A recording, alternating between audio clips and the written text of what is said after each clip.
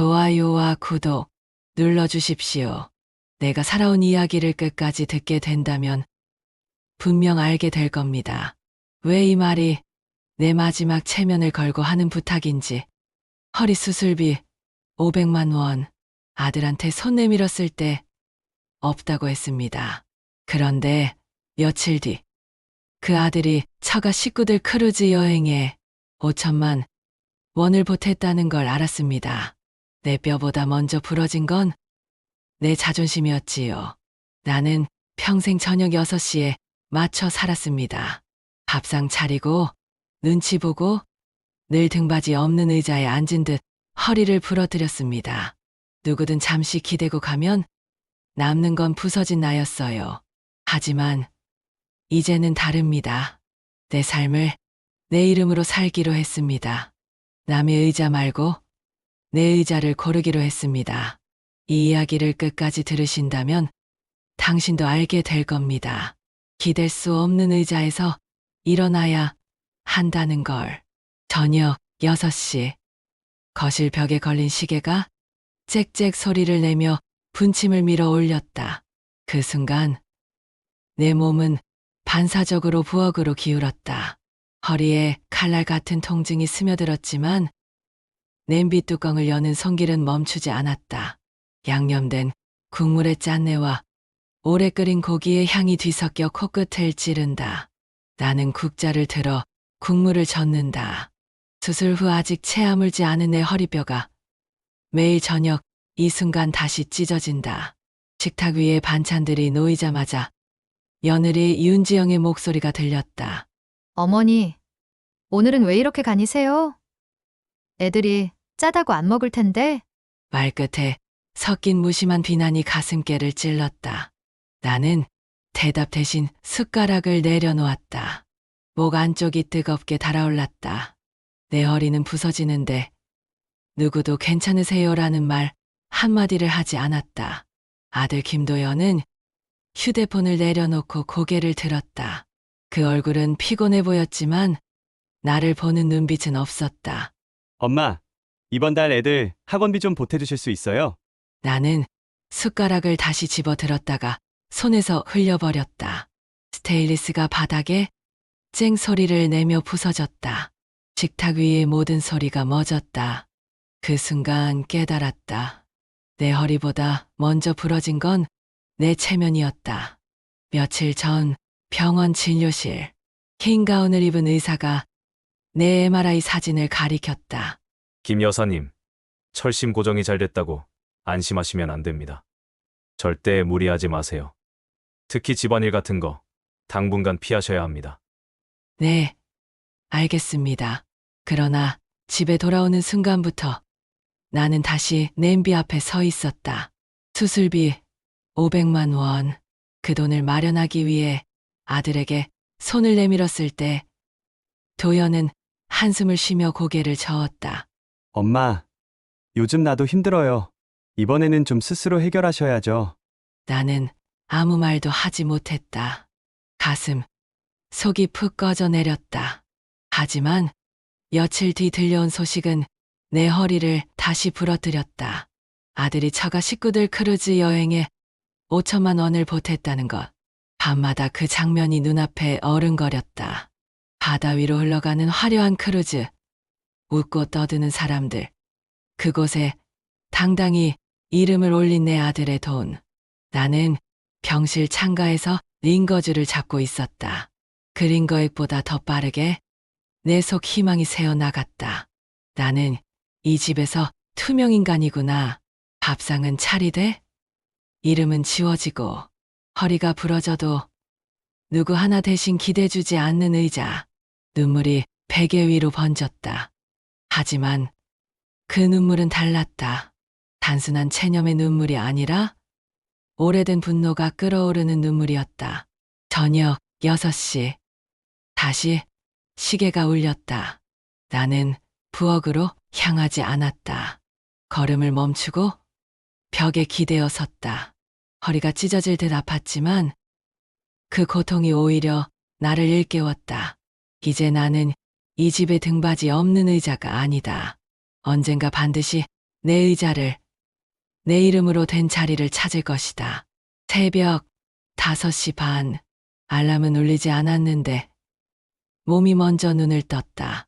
수술 후 아직은 무리하지 말라던 의사의 목소리가 귓가에 맴돌았다. 하지만 내 몸은 이미 30년 동안 익숙해진 루틴에 붙잡혀 있었다. 나는 부엌으로 향했다. 손녀들 도시락을 싸고 쌀을 씻어 밥솥에 앉히고 손목에 힘을 줘 바닥걸레질을 했다. 절심으로 고정된 내 허리가 삐걱거릴 때마다 삶 전체가 금속성 마찰음처럼 끊어질 듯 흔들렸다. 아침 식탁. 도연은 늘 하던 대로 신문 대신 휴대폰만 들여다봤다. 지영은 정장을 입은 채 메모장을 뒤적였다. 아이들은 짜다, 싫다를 반복하며 젓가락을 놓았다. 그 순간 내 속에서 무언가 또 무너졌다. 이 집 식탁 위에는 내 자리도 내 취향도 없었다. 나는 요리사였고 가사도우미였고 돌봄 기계였을 뿐이었다. 며칠 전 일이 떠올랐다. 감기의 몸살로 39도의 열에 시달리며 거실에 누워있을 때 며느리 지영이 다가와 말했다. 어머니, 아프신 건 알겠는데 저녁은 어떻게 하세요? 애들 굶기실 건 아니잖아요? 그 말은 칼날처럼 목을 그었다. 내 건강보다 밥상 시간을 먼저 걱정하는 사람들. 그때부터 나는 이 집에서 이미 사람 취급이 아니라는 걸 뼈저리게 느꼈다. 병실의 기억도 다시 떠올랐다. 수술날 나는 혼자 수술복을 입고 수술실 앞에 앉아 있었다. 간호사가 물었다. 할머니, 보호자분은 안 오셨어요? 다들 바빠서요. 괜찮아요. 하지만 속으로는 절규했다. 정말 나는 혼자인가? 평생 이 가족을 위해 살았는데 수술대 앞에서는 왜 아무도 없지? 여평상 할머니 곁에는 아들, 며느리, 손주까지 와서 손을 잡아주고 있었다. 그 따뜻한 손길이 내 빈자리와 대조를 이루며 가슴을 쥐어뜯었다. 그리고 결정적인 날이 왔다. 나는 겨우 용기를 내어 아들에게 말했다. 도연아, 엄마 수술비 500만 원만 좀 도와줄 수 있겠니? 엄마, 요즘 우리도 빠듯해요. 이번만큼은 좀 알아서 하셔야죠. 그 순간 내 가슴이 무너져 내렸다. 하지만 며칠 뒤 들려온 소식이 나를 송두리째 뒤흔들었다. 나는 며칠 밤을 울며 지새웠다. 눈물보다 더 쓰라린 건 배신이었다. 내 허리는 이미 부러졌지만 그보다 먼저 부러진 건 체면이었고 내 이름이었다. 어느 날 밤 거실 끝자리 의자에 앉아있던 나는 갑자기 깨달았다. 내 자리는 늘 가장 구석, 가장 불편한 등받이 없는 의자였다. 아무도 나를 기대지 않고 나도 기대지 못하는 의자. 그때 속에서 낯선 목소리가 울려 나왔다. 혜순아, 이제 내 의자를 골라야지. 이 집의 의자가 아니라 내 이름으로 된 의자 말이야. 그건 오래된 친구 경자의 목소리 같았다. 아니, 어쩌면 내 안에서 오랫동안 눌려있던 내 목소리일지도 몰랐다. 나는 결심했다. 더 이상 고용인 같은 어머니로 살지 않겠다고. 누구의 밥상을 위해 허리를 부러뜨리지 않겠다고. 이 집에서 투명인간처럼 지워지느니 차라리 낯선 곳에서 박혜순이라는 이름으로 다시 살겠다고. 그날 밤 나는 부동산에 전화를 걸었다. 손이 떨렸지만 목소리는 단단했다. 네, 집을 팔고 싶습니다. 수화기 너머에서 들려오는 부동산 사장의 목소리가 내 심장을 세게 두드렸다. 예. 할머니, 금매로 내놓으시면 금방 나갈 겁니다. 수화기를 내려놓은 순간 심장이 쿵쿵 울리며 살아있음을 증명했다. 나는 처음으로 누구의 엄마가 아니라 김혜순으로 결정을 내렸다. 다음 날 아침 부동산 사무실의 문을 열었을 때 오래된 종이 냄새와 잉크 냄새가 뒤섞여 코끝을 찔렀다. 최만식 사장은 나를 보자마자 자리에서 벌떡 일어나 웃으며 말했다. 할머니, 어서 오세요. 말씀하신 대로 집 내놓으러 오신 거죠? 나는 고개를 끄덕였다. 손이 떨렸지만 목소리는 흔들리지 않게 붙들었다. 네, 32평 아파트 제 이름으로 된 집이에요. 금매로 내놓고 싶습니다. 사장은 서류를 뒤적이며 연신 고개를 끄덕였다. 이 동네는 재건축 이슈가 있어서 금매면 금방 나갈 겁니다. 집 상태도 워낙 잘 관리하셨으니까요. 잘 관리하셨으니까 그 한마디가 이상하게도 가슴을 파고들었다. 그동안 집을 지켜낸 건 나였다. 매일 걸레질하고 벽에 낀 곰팡이를 문질러 지워내고 부엌 싱크대에 붙은 녹을 손톱으로 긁어냈다. 그런데 정작 이 집에서 나는 투명한 존재였다는 게 서글펐다. 집에 돌아오는 길, 현관문을 열자 아이들의 목소리가 쏟아졌다. 할머니, 우리 왔어요? 손녀들은 여행에서 돌아온 기쁨에 들떠 있었다. 도연과 지영도 짐을 끌며 들어왔다. 나는 거실 소파 끝자리에 앉아 그들을 기다리고 있었다. 짐짝처럼 쌓여있는 박스들을 본 지영이 먼저 입을 열었다. 어머니, 이 박스들은 뭐예요? 이사 가려고 짐 쌌다. 이사요? 갑자기 무슨 말씀이세요? 내가 이 집 팔았다. 엄마 어떻게 이런 큰 결정을 혼자 하실 수 있어요? 저희는 어떻게 하라고요? 알아서 해라. 너희도 내게 늘 알아서 하라고 했잖니. 그동안 나한테 한 대로 너희도 살아봐라. 어머니, 저희가 언제 나가라고 했으니까 저희도 함께 살자고 해서 이렇게 온 거잖아요. 그럼 요양원 보내자는 얘기는 뭐였니? 내가 허리 수술했을 때 밥상 걱정만 하던 건 또 뭐였고, 나를 고용인처럼 부린 게 다 잊혔니? 내 말이 쏟아지자 둘 다 고개를 떨궜다. 그리고 말해두지만 이 집은 내가 산 거다. 남편 없이 혼자 도연 키우며 남의 집 청소하고 밥 해주며 번 돈으로 한 푼 두 푼 모아 산 집이다. 전기세, 가스비, 관리비 너희가 낸 적 있냐? 생활비 나눈 적 있냐? 없다. 너희는 그냥 들어와 살았을 뿐이다. 엄마, 저희도 감사하게 생각했어요. 정말이에요. 감사. 그럼 왜 나를 가정부 취급했니? 수술비 500만 원은 못 내주면서 처가 식구들 크루즈 여행에 5천만 원은 보탠 게 그 감사냐? 그건 처가 쪽이 워낙 상황이 급해서. 나는 손바닥을 탁 내리쳤다. 급해? 내 수술은 안 급했냐? 내 몸이 부서져 가는 건 보이지 않았냐? 그때 나는 너희 가족 밥상 차려줄 고용인일 뿐이었어. 그게 급했겠지. 내가 살아있는 건 중요하지 않았고, 거실 공기가 무겁게 가라앉았다. 아이들조차 숨을 죽였다. 그날 밤, 방 안에서 혼자 앉아 창밖 불빛을 바라봤다. 내 집이지만 내 자리는 없었다. 이제야 확실히 알았다. 내가 이 집을 지켜낸 사람이었지만 이 집 안에서는 이미 투명인간이었다는 것을. 다음 날 나는 이경자에게 전화를 걸었다. 경자야, 나 울진으로 갈 거야. 잘했다, 혜순아. 내 의자부터 골라. 이제는 누구 의자에 끼어 앉을 필요 없어. 내 이름으로 된 의자를 찾아라.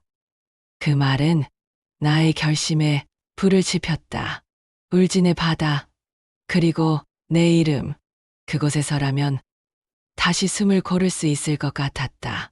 집을 팔겠다고 선언한 날 이후 집안 공기는 살얼음판처럼 굳어 있었다. 도연과 지영은 서로 눈치를 보며 말을 아꼈고, 손녀들은 언제 웃음을 터뜨려야 할지 몰라 눈치를 살피며 다녔다. 그러나 내 마음은 이상하게도 평온했다. 오래 묵은 병을 도려낸 뒤 찾아오는 해방감 같았다.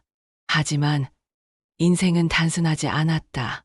결심이 굳어질수록 예상치 못한 변수들이 내 앞을 가로막기 시작했다. 밤늦게 도연이 내 방문을 조심스레 두드렸다.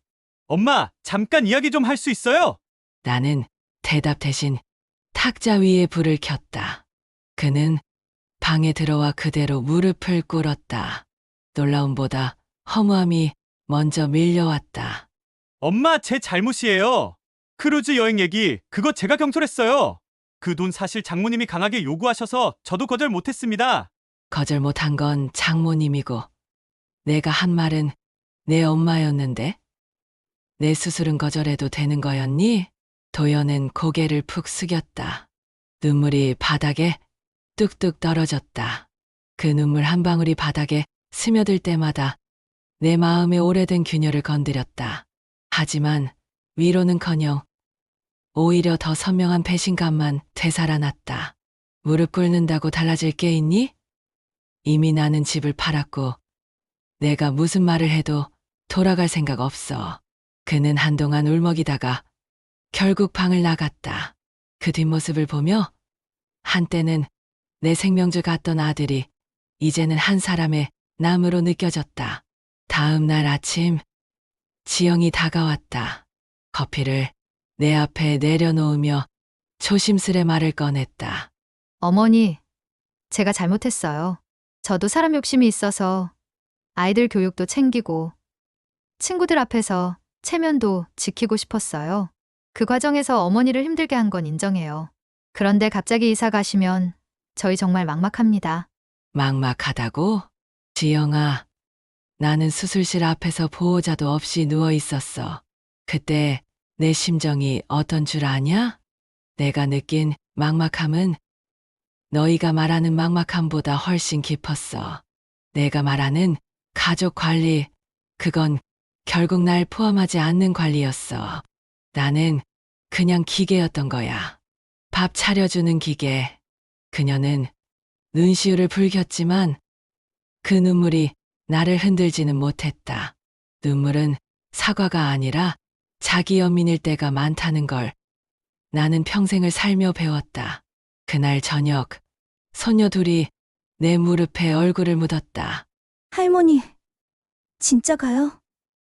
우리 울진에 안 데려가요?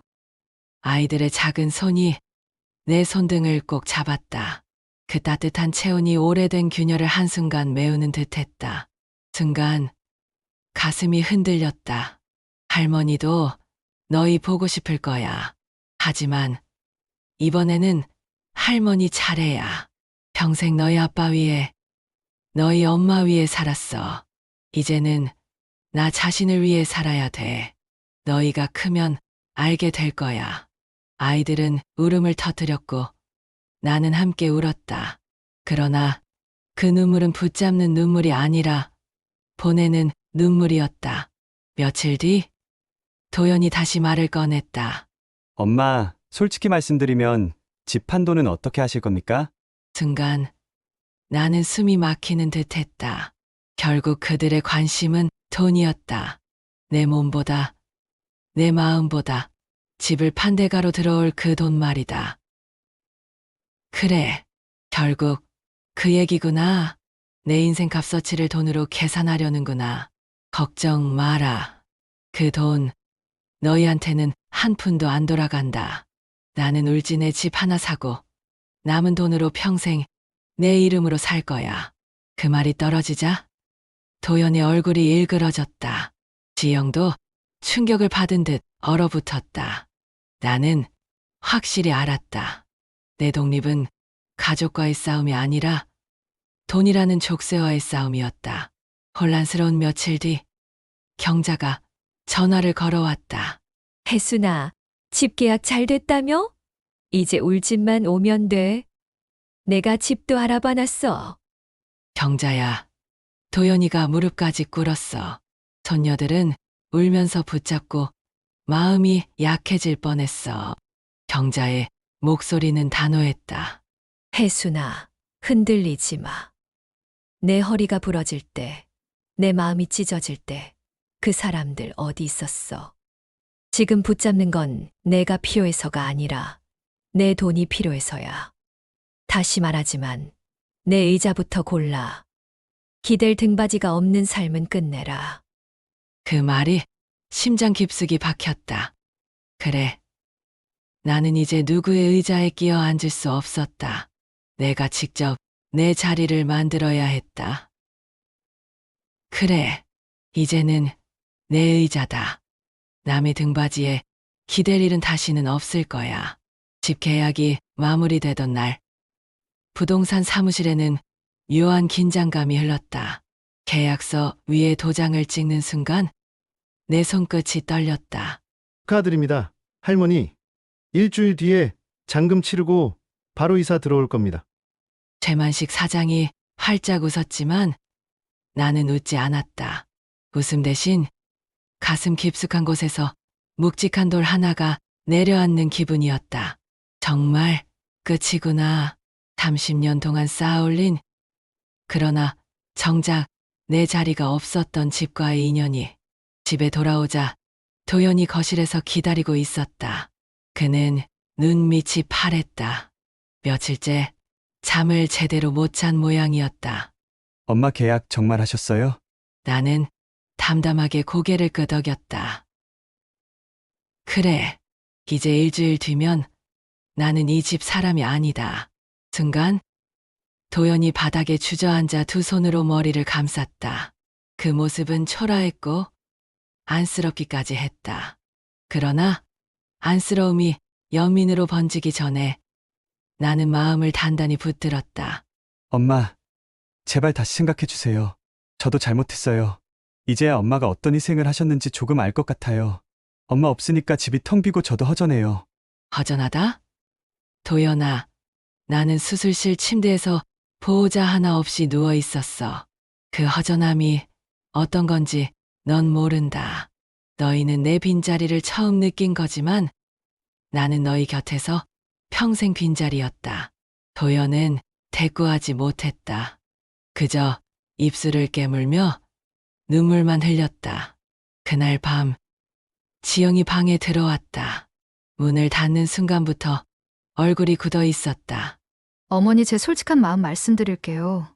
저도 잘못한 거 알아요. 그런데 이번만큼은 그냥 넘어가 주시면 안 될까요?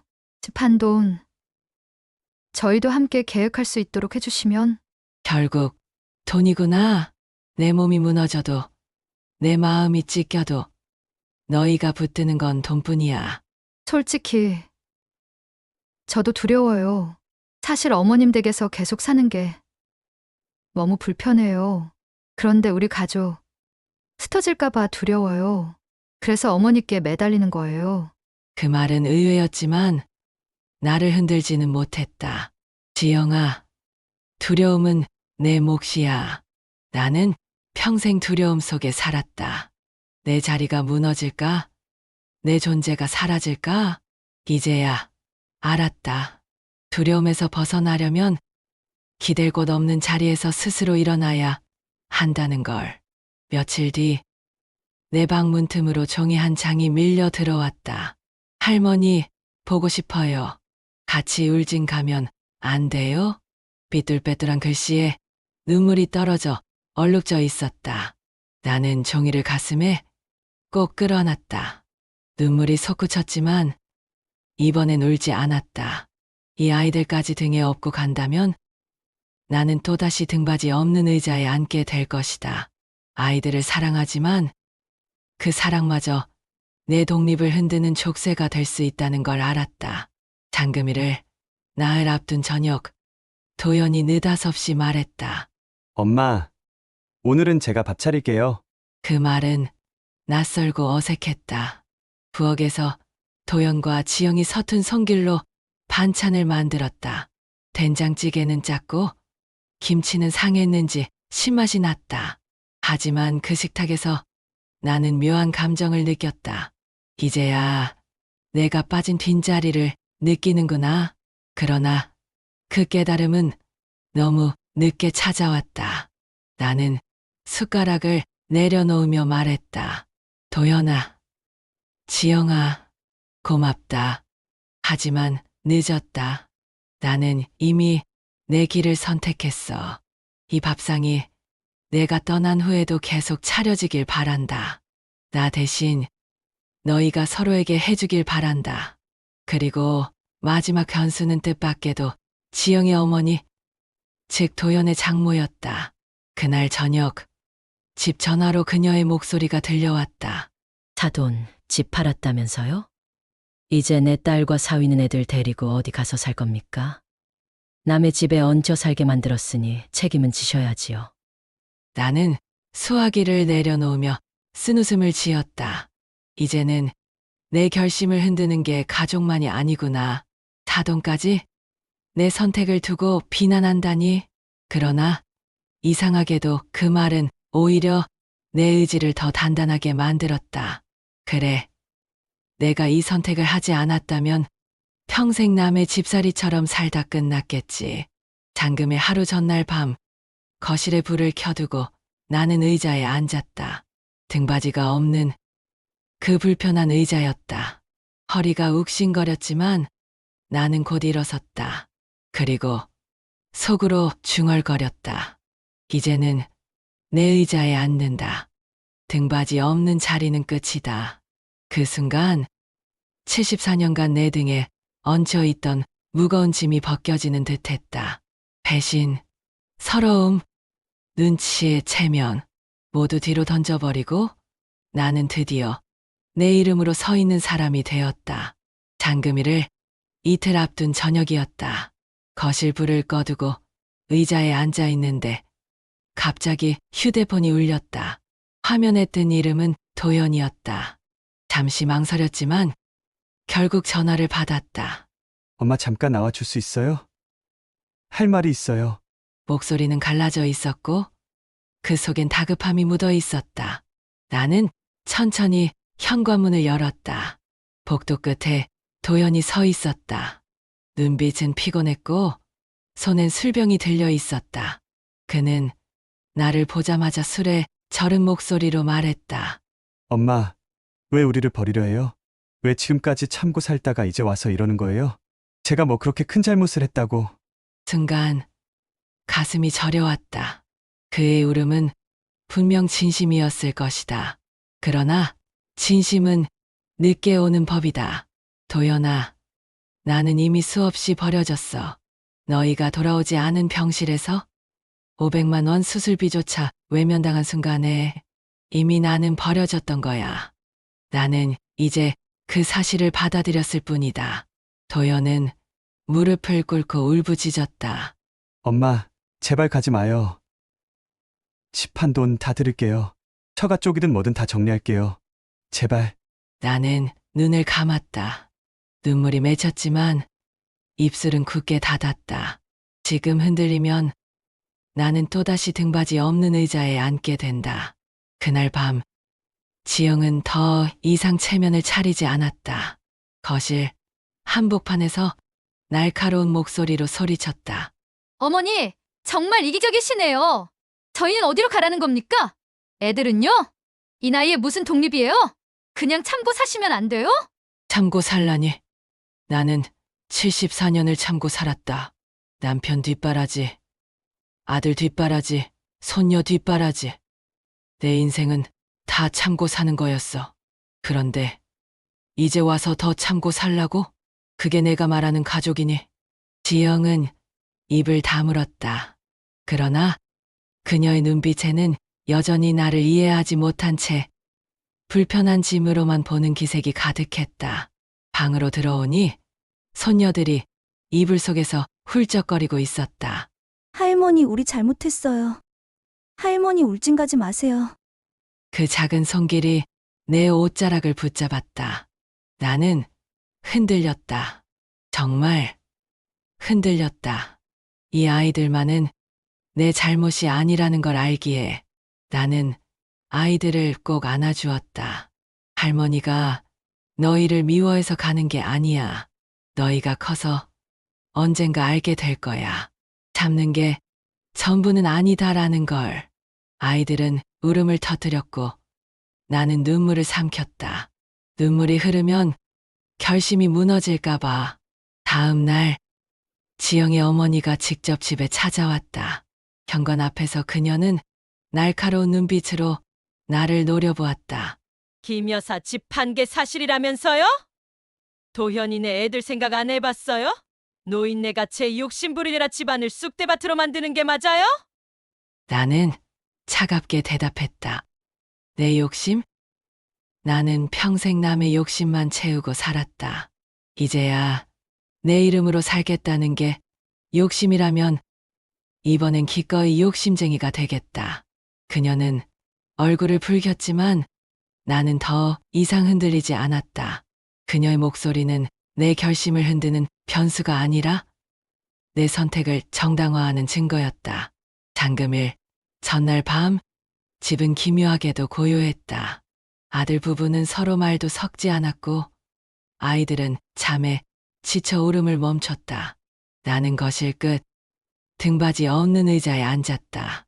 허리는 여전히 욱신거렸고 심장은 요동쳤다. 그러나 이번엔 고통이 달랐다. 이 고통은 누군가의 명령을 따르다 얻은 고통이 아니었다. 내 선택이 주는 무게였다. 창밖으로 스며드는 가로등 불빛이 격에 길게 드리웠다. 나는 속삭였다. 이제 그만이다. 내가 기댈 곳 없는 의자에서 스스로 일어날 시간이다. 눈물이 흘렀다. 그러나 이번 눈물은 슬픔이 아니라 마지막 절망을 밀어내는 해방의 눈물이었다. 새벽 5시? 눈을 떴지만 이번엔 밥상을 차릴 필요가 없었다. 커피포트에 물을 올려두고 의자에 앉아 천천히 커피를 마셨다. 74년 인생에서 처음 느껴보는 자유로운 아침이었다. 곧 이삿짐 트럭이 도착했다. 기사 아저씨들이 내 물건들을 하나씩 옮겼다. 그들의 놀란 눈빛은 여전히 기억난다. 할머니, 짐이 참 적으시네요. 30년을 사셨다는데 이렇게나 간단하셔요? 나는 웃음 비슷한 것을 지으며 대답했다. 내 건 없었거든요. 남의 것만 챙기느라 살았지. 말을 내뱉는 순간 스스로에게조차 가슴이 시렸다. 짐이 빠져나가자 도연과 지영이 허겁지겁 현관으로 들어왔다. 아이들은 뒤에서 울먹이고 있었다. 엄마, 제발 이러지 마세요. 아직 잔금 안 받으셨잖아요. 취소하면 돼요. 저희가 잘할게요. 진짜 달라질게요. 도연아, 달라진다는 말 내가 몇 번이나 들었을까? 너 어릴 땐 엄마 공부 열심히 할게. 결혼하고는 엄마 효도할게. 그런데 결국 돌아온 건 엄마 집안일 해줘. 이번에도 다르지 않다. 지영이 발끈하며 끼어들었다. 어머니, 애들 생각은 안 하세요? 갑자기 집을 팔고 나가시면 아이들은 어떻게 해요? 가족이 다 무너져요. 아이들? 내가 키운 건 아이들이 아니라 너희의 안일함이었어. 아이들 도시락, 숙제, 아픈 날 죽 다 내가 했지. 그런데 너희는 그걸 당연하게 여겼다. 그 아이들이 지금 느끼는 혼란은 내가 아닌 너희가 만든 거다. 나는 마지막으로 쌓아둔 말을 꺼냈다. 그리고 잊었니? 내 수술비 500만 원은 못 내주겠다던 내가 저가 식구들 크루즈 여행에 5천만 원을 보탰던 거. 도연의 얼굴이 하얗게 질렸다. 지영조차 눈을 피했다. 그때 나는 알았다. 내 존재는 밥상 차려주는 손이었을 뿐이고 내 진짜 가족은 저쪽 처가라는 걸. 엄마, 그건 상황이 있어서. 나는 손을 내저었다. 상황? 내 수술실은 상황이 아니었니? 보호자도 없이 누워있던 내가 상황이 아니었냐고. 거실이 고요해졌다.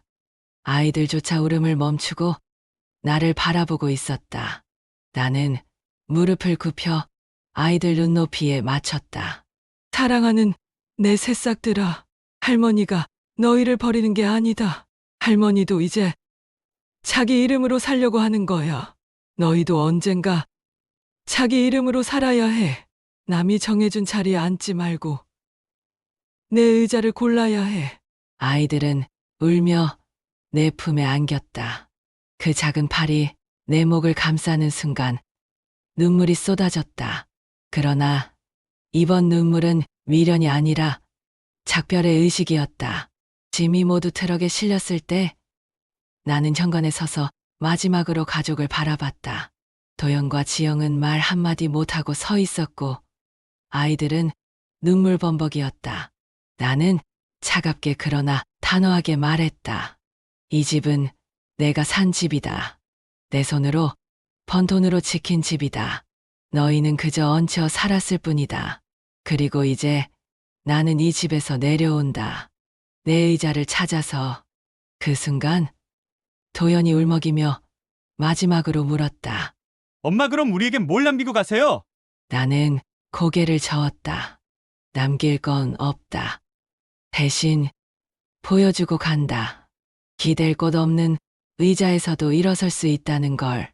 그 말과 함께 현관문을 닫았다. 드디어 내 74년의 굴레를 끊어냈다. 트럭이 출발하자 창밖의 풍경이 빠르게 흘러갔다. 아파트 단지는 점점 작아지고 길은 낯선 초록빛으로 열렸다. 나는 창밖을 보며 속삭였다. 혜순아, 잘했다. 너는 이제야 내 이름으로 산다. 바람이 차창을 스치고 먼 하늘 끝에서 바다 냄새가 스며드는 듯했다. 가슴이 시원하게 트이며 나는 알았다. 절망의 끝에서 비로소 자유가 시작된다는 것을. 트럭에서 짐을 내린 건 오후 5시였다. 울진의 공기는 서울과 달랐다. 바람은 소금기 섞인 바다 냄새를 실어 나르고 하늘은 끝없이 열려 있었다. 새로 얻은 작은 집은 허름했지만 내 마음엔 너무나 넓게 비쳤다. 창문을 열자 멀리서 파도 소리가 밀려왔다. 나는 그 소리를 자장가처럼 들으며 속으로 중얼거렸다. 이제야 숨을 쉬는구나. 밤이 되자 친구 경자가 준비해둔 이불을 덮고 누웠다. 천장에는 형광등 불빛 대신 달빛이 은은하게 스며들었다. 낯선 소리가 귓가에 가득했지만 이상하게도 불안하지 않았다. 오히려 그 낯설미 나를 안심시켰다. 다음 날 아침 나는 집 앞 작은 상점에서 의자 하나를 사왔다. 등받이가 튼튼하고 앉으면 허리를 편안히 받쳐주는 의자였다. 그 위에 앉아 처음으로 여유롭게 커피를 마셨다. 그 순간 깨달았다. 내가 그동안 앉았던 건 다 남의 의자였다는 걸. 식탁 끝자리, 거실 구석, 병실 침대 모서리 모두 누군가의 필요에 따라 허락받은 자리였다.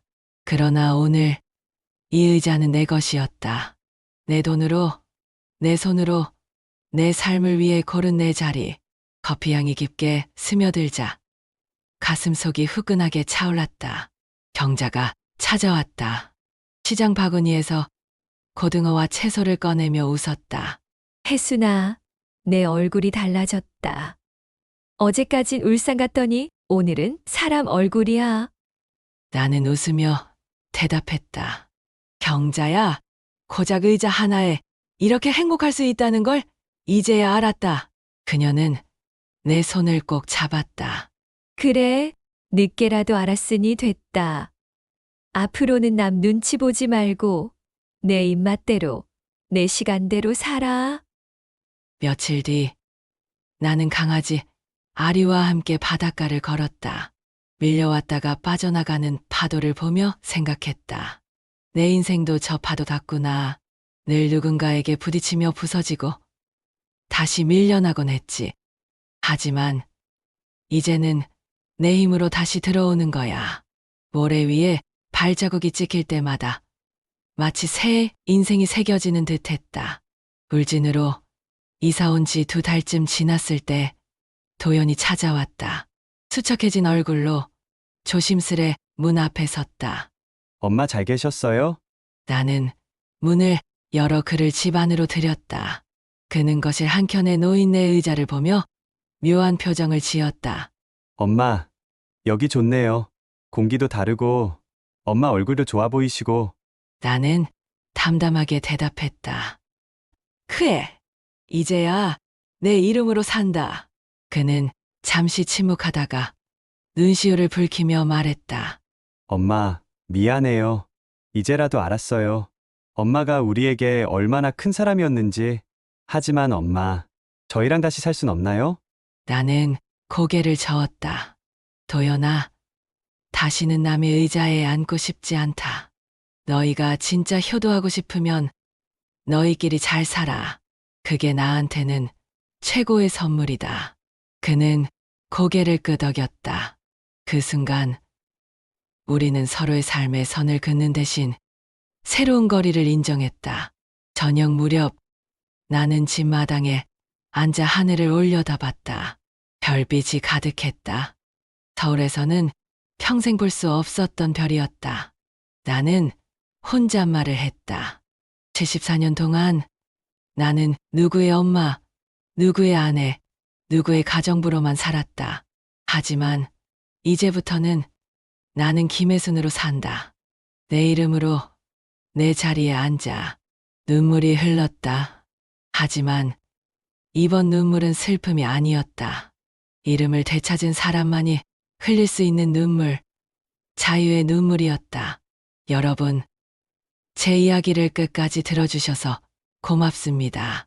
혹시 지금 누군가의 그림자 속에서 기댈 곳 없는 의자에 앉아 계신 분이 있나요? 저처럼 남을 위해 살다가 정작 나 자신을 잊고 있지는 않나요? 인생은 길지 않습니다. 남은 시간만큼은 꼭 내 이름으로 내 의자에 앉아 보시길 바랍니다. 그게 늦은 나이에라도 제가 깨달은 가장 큰 진실이었으니까요.